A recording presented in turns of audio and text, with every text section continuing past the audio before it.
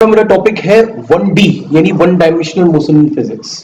लेकिन सबसे पहले हम ये बात कर लेते हैं कि काइनेमेटिक्स किसको बोलते हैं। काइनेमेटिक्स फिजिक्स की वो ब्रांच है जो कि मोशन का अध्ययन करती है, मोशन के कॉजेस का नहीं।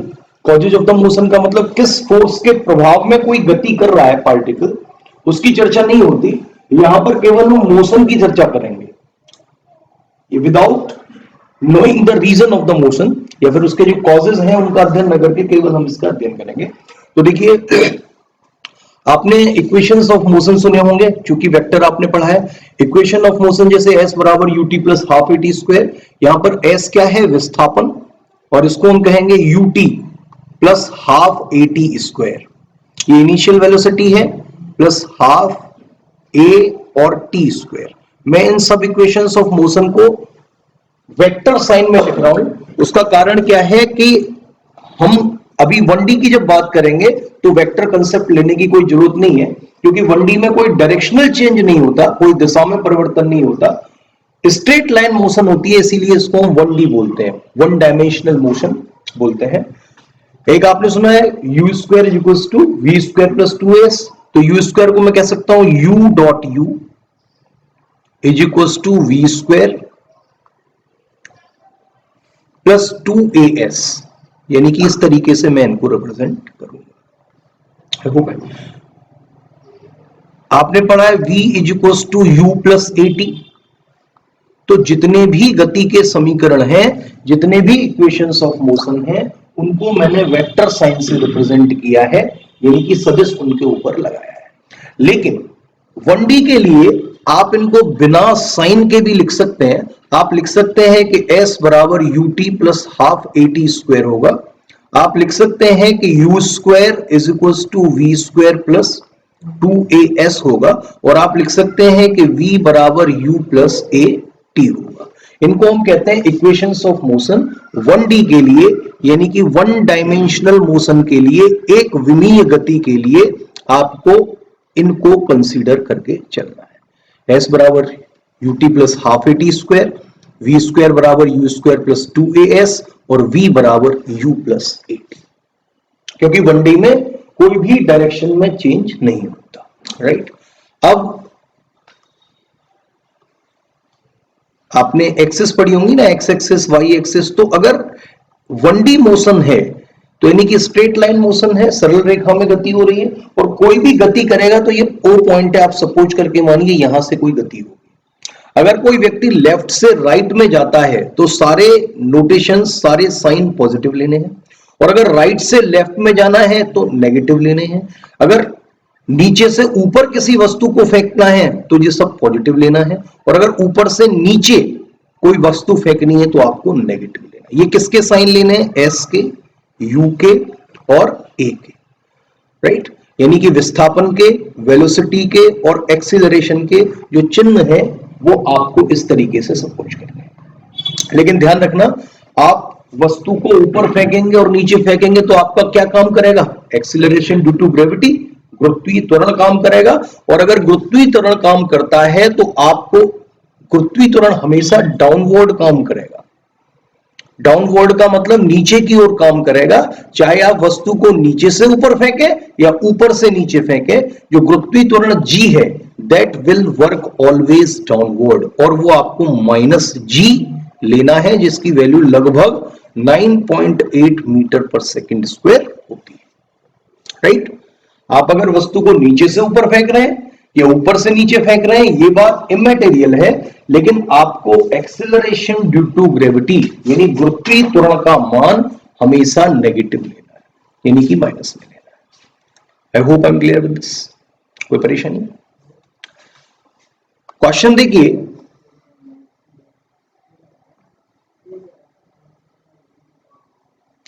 ये 40 मीटर ऊंचा टावर है, ये 40 मीटर ऊंचा टावर है, और यहां पर किसी एक आदमी ने एक बॉल फेंकी है ऊपर की ओर, जिसकी इनिशियल वेलोसिटी, प्रारंभिक जो उसका वेग है वो 10 मीटर पर सेकेंड है। मेरा क्वेश्चन है कि इसको जमीन तक पहुंचने में कितना समय लगेगा। ये टावर है 40 मीटर ऊंचा, यहां से किसी वस्तु को 10 मीटर प्रति सेकंड के वेग से ऊपर की ओर फेंका गया है। Find the time taken by it to reach the ground.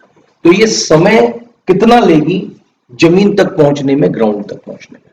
मैं समझता हूं क्वेश्चन आपका क्लियर हो गया। क्वेश्चन क्या है ये समझ में आ गया ना। पहले तो आपको 40 मीटर ऊंचा टावर है और 40 मीटर ऊंचे टावर से u मीटर पर सेकंड के वेग से कोई वस्तु ऊपर की ओर फेंकी गई है, राइट। आपको बताना है कि इसको जमीन तक पहुंचने में कितना समय लगेगा। Time taken by it to reach the ground. Question समझ में आ गया आपको, ठीक है। अब देखिए वही जो मैंने आपको ऊपर बातें बताई हैं उन्हीं का ख्याल रखना है। आप वस्तु को सारी चीजें कहां से कैलकुलेट होंगी, पॉइंट ऑफ प्रोजेक्शन, यानी कहां से आप वस्तु को फेंक रहे हैं। तो सारी कैलकुलेशन इस जगह से होगी जहां से आप वस्तु को फेंक रहे हैं। एस हमारा क्या है, विस्थापन, और एस कहां है, नीचे की ओर है। इसीलिए हमारा एस किसका हो जाएगा, माइनस का 40 मीटर। क्योंकि आपको पता है कि कोई भी चीज अगर नीचे की ओर है तो उसको नेगेटिव लेना है। आप वस्तु को ऊपर की ओर फेंक रहे हैं तो u बराबर क्या लेंगे, प्लस का 10 मीटर पर सेकेंड। केवल ध्यान ये बात रखनी है कि वस्तु को ऊपर से नीचे फेंकते हैं तो सारी चीजें नेगेटिव। अब ये विस्थापन नीचे ही तो है, आपकी सारी कैलकुलेशन टावर के ऊपर से वस्तु को फेंक रहे हैं, इसीलिए जो विस्थापन 40 मीटर ऊंचा टावर है वो मैंने क्या ले लिया, s इक्वल्स टू -40 मीटर। कहानी समझ में आ रही है यहां तक। अब दूसरा मैंने बताया, acceleration due to gravity is always downward and always negative. गुरुत्वीय त्वरण हमेशा नेगेटिव होता है, तो इसको आप माइनस का 10, आपको ये हमेशा डाउनवर्ड लेना है और माइनस का 10 मीटर पर सेकेंड स्क्वायर लेना। हमें निकालना है समय। आप ऊपर एक इक्वेशन पढ़ चुके हैं, इक्वेशन ऑफ मोशन, s बराबर ut plus half a t square होता है। s हमारा कितना है, माइनस का 40, u हमारा कितना है 10, वो भी प्लस का, और ये हमारा कितना है माइनस का 1/2 इंटू 10 इंटू टी स्क्वायर। ये हमारा कितना हो गया 5t। तो इक्वेशन हमारी बन गई 5t square minus 10t minus 40 is equal to 0। ये एक द्विघात समीकरण है जिसमें मैं 5 कॉमन ले सकता हूं। इसको t square minus 2t minus 8 is equal to 0, या इस समीकरण को मैं कह सकता हूं t square minus 2t minus 8 is equal to 0, right. अब आप इस इक्वेशन को सॉल्व करना जानते हैं, क्या होता है, इसको मैं लिख सकता हूं टी स्क्वायर माइनस का 4t प्लस का 2t minus 8 is equal to 0। एक तो हमारी आ गया t का मान 4 और एक आ गया t का मान -2। तो t प्लस 2 और t minus 4 is equal to 0। -2 immaterial है, समय तो नेगेटिव में होता नहीं है, तो t इक्वल टू कितना हो गया 4 सेकेंड। यानी इस वस्तु को ग्राउंड तक पहुंचने के लिए 4 सेकेंड लगेंगे। आई hope I am clear with this. कोई परेशानी इसमें कैसी भी किसी को। तो सबसे पहले आपको एक क्वेश्चन समझ में आ गया। क्वेश्चन हमारा था 40 मीटर ऊंचे टावर से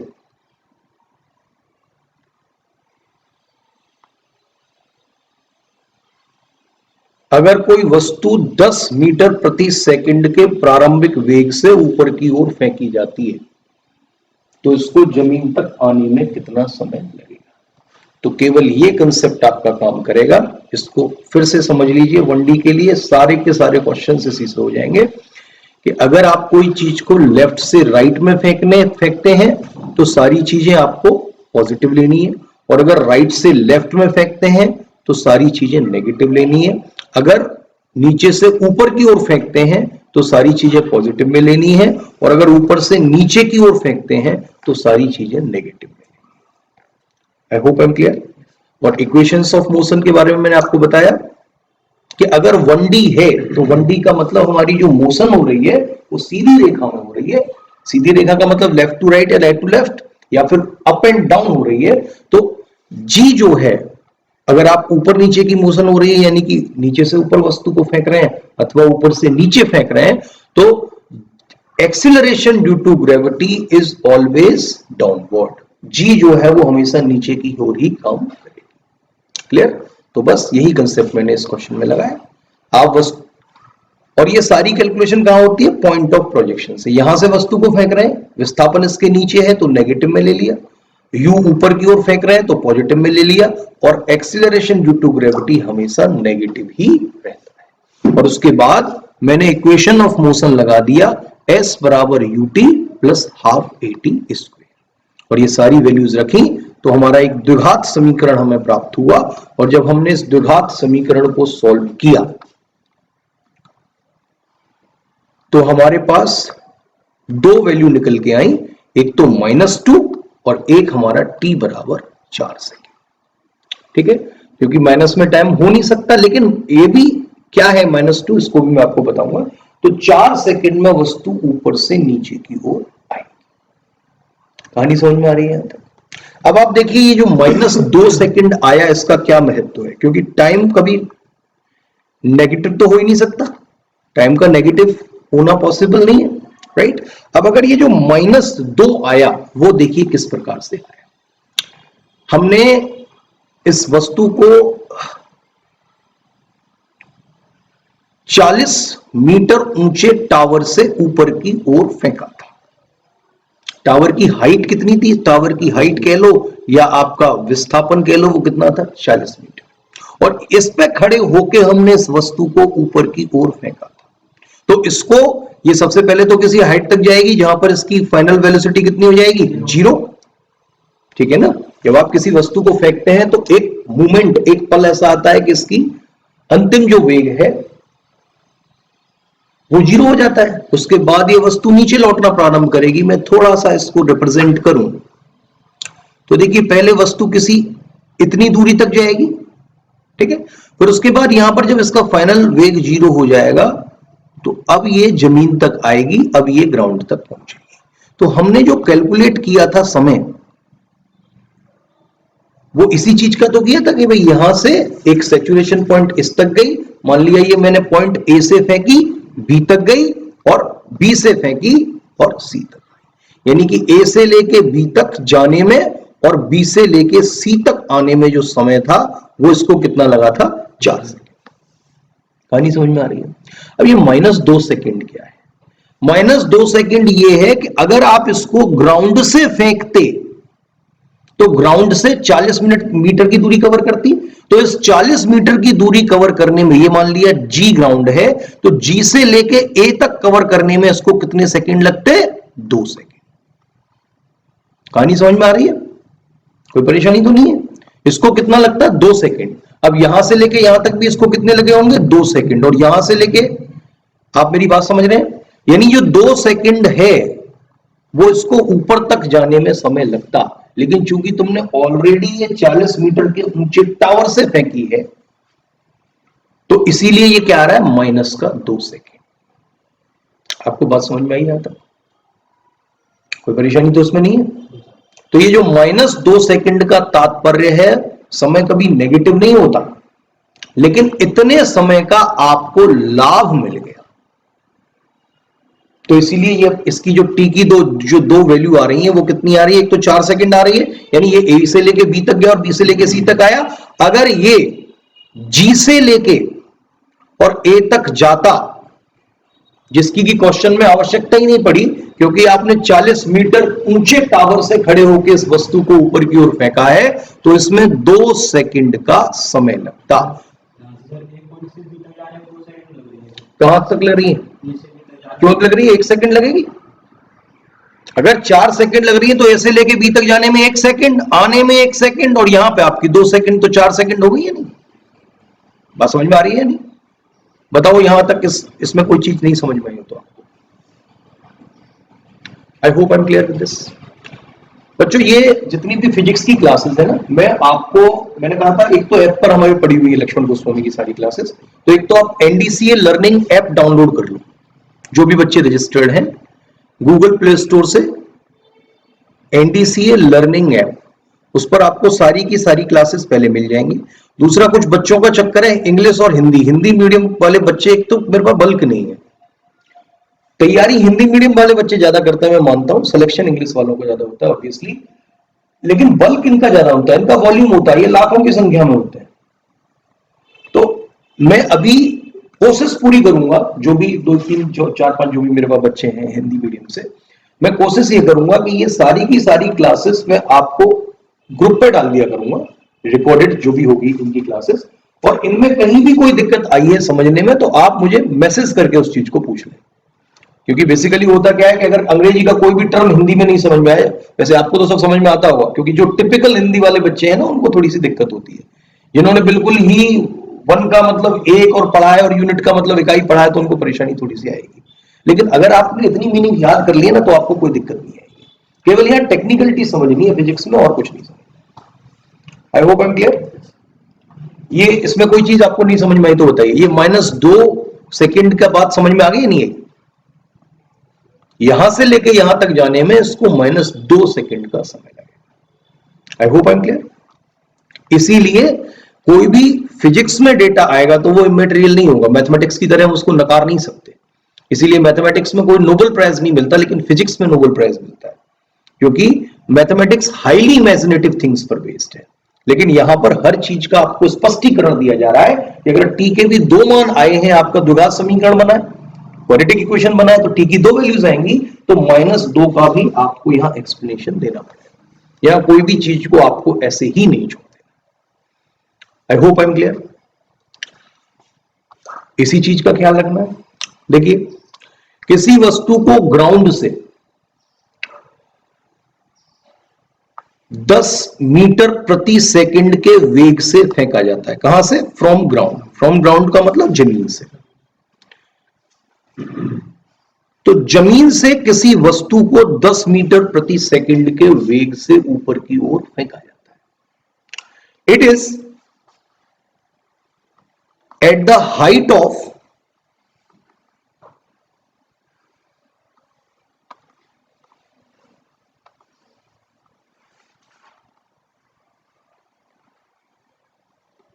80 meters 2 times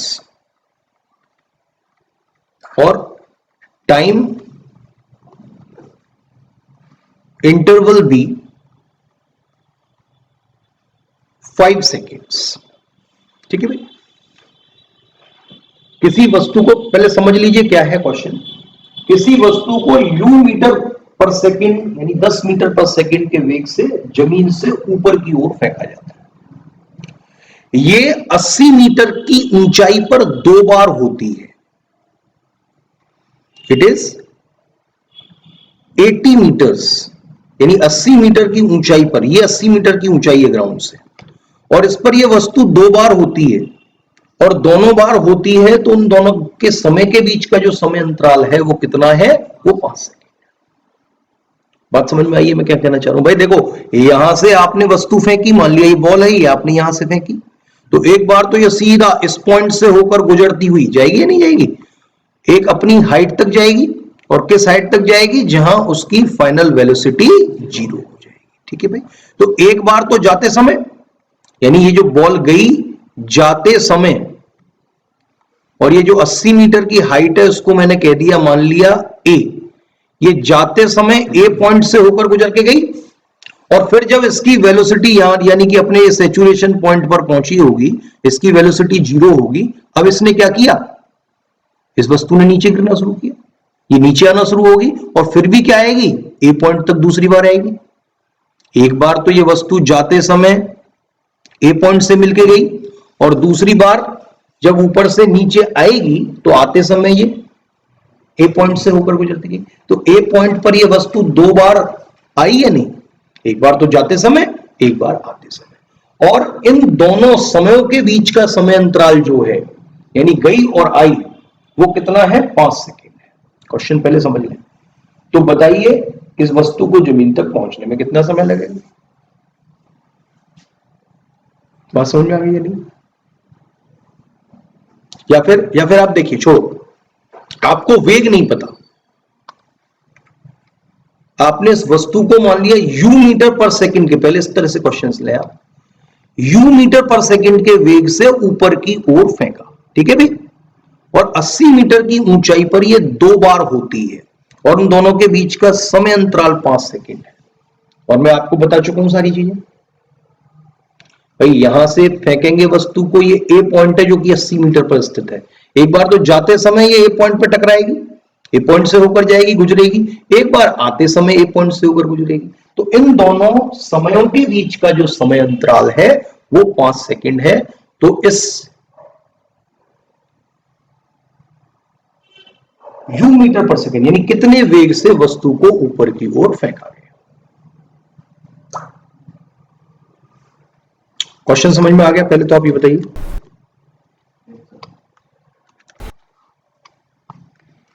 अभी आप देखिए, बस उसी चीज का यूज करना है जो कि मैंने आपको पहले बताई थी।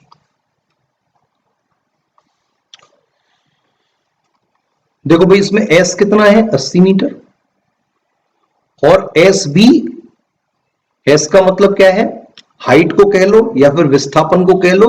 और चूंकि ग्राउंड से आप वस्तु को ऊपर की ओर फेंक रहे हैं और कैलकुलेशन सारी कहां से हो रही है? ग्राउंड से।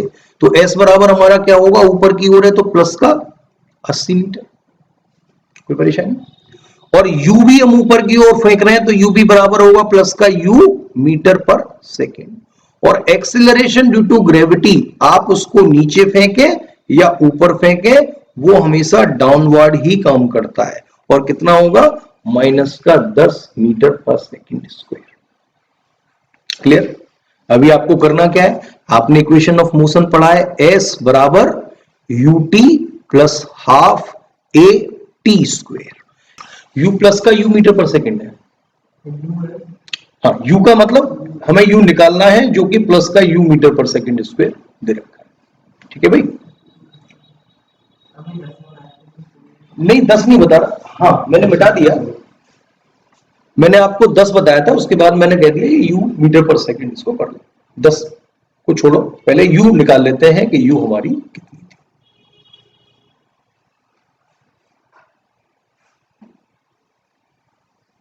हाँ भाई, कोई परेशानी यहां तक? समझ में आ रहा है यहां तक? अब वही इक्वेशन ऑफ मोशन मैंने देखो क्या बताया, ut plus half a t square. इसमें कोई दिक्कत? s हमारा कितना है? 80। u हमें पता नहीं है, t हमें पता नहीं है। हाफ क्या कह रहे हैं? हाँ, ये माइनस का होगा तो उसको लिख सकता हूं माइनस का 10 और इसको लिख सकता हूं मैं टी स्क्वायर। कोई परेशानी? इस इक्वेशन को मैं कह सकता हूं 5, जहां दिक्कत वही बताना, 5t स्क्वायर में मिटा के दोबारा लिख दूंगा ut प्लस 80 बराबर 0। कोई परेशानी नहीं? कोई दिक्कत इस इक्वेशन में? यहां तक इस इक्वेशन में कहीं कोई परेशानी हो तो बताइए। और मैं इस इक्वेशन में कुछ नहीं किया है, केवल प्लस माइनस का कंसेप्ट का प्रयोग कर रहा हूं। I hope I am clear? Okay, अब आप देखें आगे।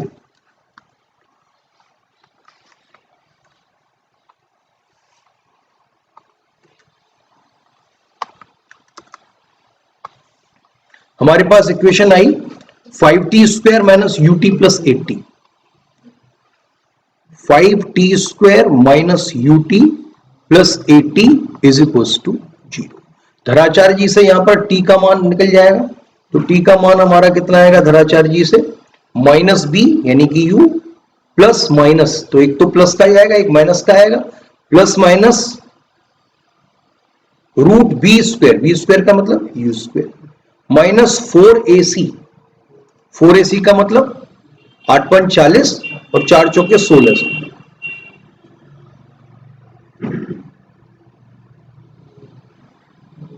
Upon 2a। 2a का मतलब 10। बताओ ये किसको नहीं समझ में आया? धराचार्य जी का सीधा सीधा फॉर्मूला है। अगर आपकी equation ax square plus bx plus c बराबर 0 है तो यहां पर x का मान आता है minus b plus minus root B square minus 4ac upon 2a। बस मैंने यही लगा दिया और t का मान निकल गया। तो एक तो भाई t का मान आपका कितना निकला? u plus root u square minus 1600 upon 10। और दूसरा हमारा t का मान कितना निकला? u minus root U square minus 1600 upon 10, ये निकले। और अब वो क्या कह रहा है भाई, ये दो समय निकल के आए ना T1 और T2, इन दोनों के बीच का जो समय अंतराल है वो कितना है, 5 सेकेंड है। यानी इसमें से अगर हम इसको घटाएं तो आंसर हमारा 5 सेकेंड आना चाहिए। बताओ ये किसको नहीं समझ में आया? आई होप आई एम क्लियर। अब देखिए निकालें इसको, माइनस यू से तो माइनस यू कट जाएगा,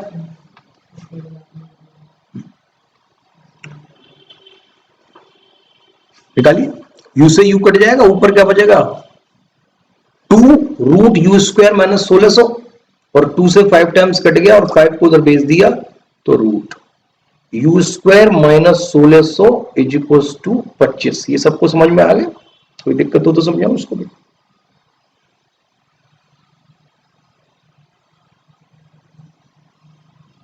ठीक है, अच्छा। अब यहां से squaring both the sides, u² minus 1600 बराबर 25 का स्क्वायर कितना होता है, 625। u² बराबर कितना आ गया, 625 प्लस 1600, यानी 1600 में 625 जोड़ देंगे तो कितना आ जाएगा, 2225, यानी 2225। तो u बराबर हमारा क्या रहेगा, √2225। इतने वेग से आपने उसको ऊपर की ओर फेंका। बताओ कोई परेशानी इसमें हो तो? दोबारा समझ लेते हैं एक बार पूरी कहानी को। किसी वस्तु को u मीटर पर सेकंड के वेग से ऊपर की ओर फेंका जाता है, और ये 80 मीटर की ऊंचाई पर 2 बार होती है, एक बार तो जाते समय और एक बार आते समय। बात समझ में आ रही है? तो आपको बताना है कि इसको कितने वेग से ऊपर की ओर फेंका गया, कितनी वेलोसिटी से ऊपर की ओर गई। तो भाई देखो यहां पर नीचे से चीजों को ऊपर की ओर फेंक रहे हैं, तो हमारा एस बी क्या होगा, प्लस का 80 मीटर, यू बी क्या होगा, प्लस का जो होगा यू मीटर पर सेकंड जो भी आए, और ए बराबर क्या होगा, वो होगा माइनस जी के बराबर, यानी कि माइनस के 10 मीटर पर सेकंड स्क्वायर के बराबर। क्लियर? अभी हमें क्या करना है, केवल इक्वेशन ऑफ मोशन लगाई, एस बराबर you T plus half A T square, यही स्टेप था। और जब मैंने ये इक्वेशन लगाई तो हमारे पास टी के दो मान निकल के आए, एक मान तो ये और दूसरा मान ये। तो टी के दो मान क्यों निकल के आए, एक तो यहां से जाते समय कितना समय लगा, एक वहां से आते हुए कितना समय लगा, और इन दोनों समयों के बीच का जो समय अंतराल था वो कितना दे रखा था, 5 सेकेंड। तो उसको 5 सेकेंड के बराबर रख दिया, यू का जो भी मान निकलेगा वो निकल गया। बताओ कोई परेशानी हो तो उसमें? ठीक है भाई, तो ये मेरा 1D का टॉपिक था, इसका हर क्वेश्चन इसी प्रकार से होगा। केवल और केवल आपको चीजें क्या ध्यान में रखनी है, अगर नीचे से ऊपर आप वस्तु को फेंकते हैं तो सारी कैलकुलेशन पॉजिटिव में होगी, ऊपर से नीचे फेंकते हैं नेगेटिव में होगी। लेकिन अगर आपको पूछा जाए कि जी का क्या करना है, तो जो जी रहेगी वो एक्सीलरेशन ड्यू टू ग्रेविटी, वो हमेशा डाउनवर्ड रहेगा, वो हमेशा नीचे की ओर कार्य करेगा। और अगर स्ट्रेट लाइन मोशन की बात है तो वस्तु को अगर आप लेफ्ट से राइट ले जा रहे हैं सारी चीज पॉजिटिव में ले, राइट से लेफ्ट ले जा रहे हैं सारी चीजें नेगेटिव में। ठीक है भाई, अब सैकड़ों क्वेश्चंस का आप आंसर कर सकते हैं अगर ये बेसिक आपको समझ में आ गया तो। ठीक है भाई, कैसे सैकड़ों क्वेश्चंस का आंसर कर सकते हैं? क्वेश्चंस बहुत प्रकार के होते हैं। यहां से किसी वस्तु को फेंका जाता है, राइट, तो मैक्सिमम हाइट कितनी कवर कर लेगी वो? देखो ये इक्वेशन ऑफ मोशन जो है एस बराबर जैसे U T plus half A T square,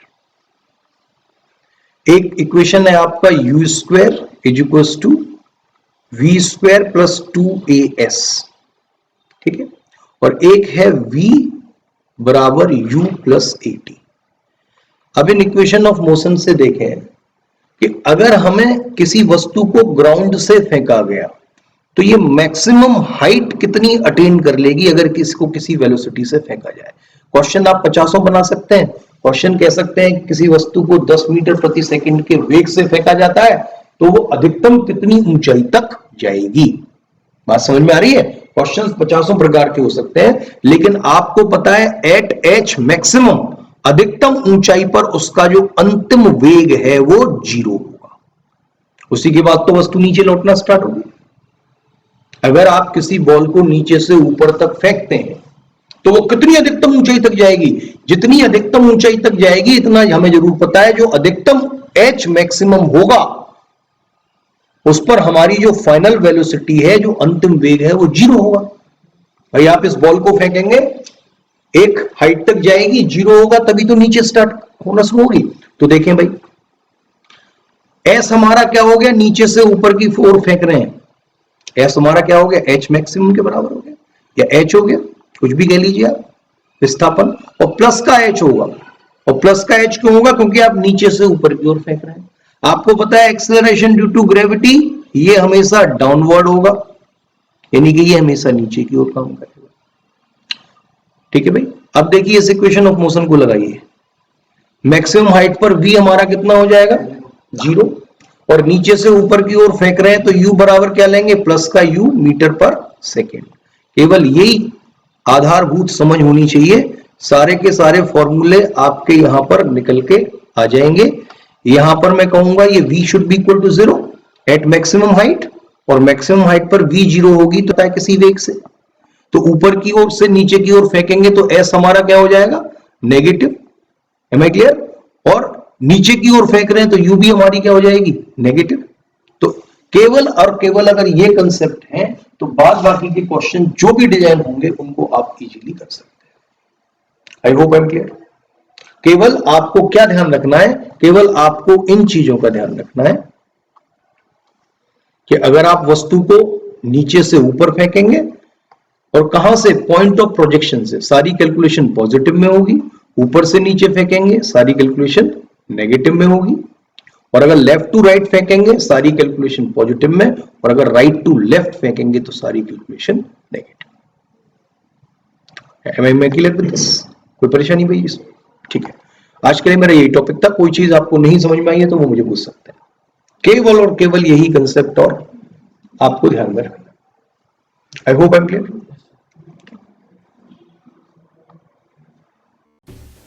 भारतीय वायुसेना ग्रुप एक्स और वाई एफकेट का नोटिफिकेशन जारी हो चुका है। अभी आपके पास लगभग 3 महीने हैं और इन 3 महीने में आप 100% अपनी सफलता इस परीक्षा में सुनिश्चित कर सकते हैं।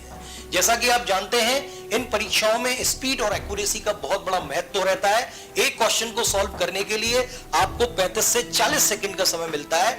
मेरे कोर्सेज में मैं आपको बताऊंगा कि कैसे ट्रिक्स के माध्यम से जल्दी आप क्वेश्चंस को शॉर्ट आउट कर लें। मेरा नाम है एनके गोस्वामी, मैं इंडियन एयरफोर्स से एक सर्विसमैन हूं और पिछले 16 साल से मैं बच्चों को डिफेंस की तैयारी कराता हूं। मैं ऑनलाइन पढ़ाता हूं। मेरे कोर्सेज से जुड़ने के लिए दी गई लिंक पर क्लिक करें, हमारे चैनल को सब्सक्राइब करें, बेल आइकन को दबाएं और फ्री डेमो प्राप्त करने के लिए मुझे व्हाट्सएप करें 8954777199 नंबर पर। जल्दी करें क्योंकि इन कोर्स के लिए लिमिटेड सीट्स ही अवेलेबल है।